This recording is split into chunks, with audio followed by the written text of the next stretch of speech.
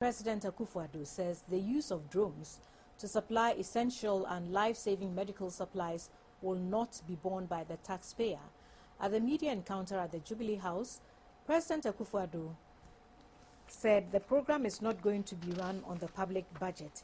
He explained that it is rather corporate social responsibility contributions from private sector players that will finance the service.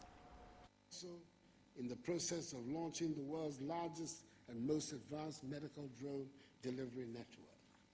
The 4 distribution centers from where the drones will be operating will stock 148 life-saving and essential medical supplies, and not only blood.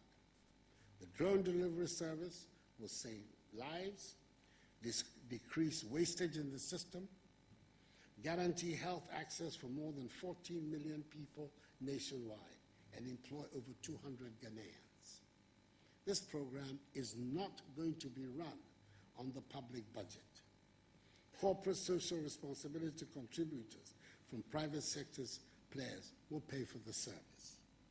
I prefer drones flying to deliver essential medicines to our people than an investment in Guinea Fowls that allegedly fly off to Burkina Faso without any trace.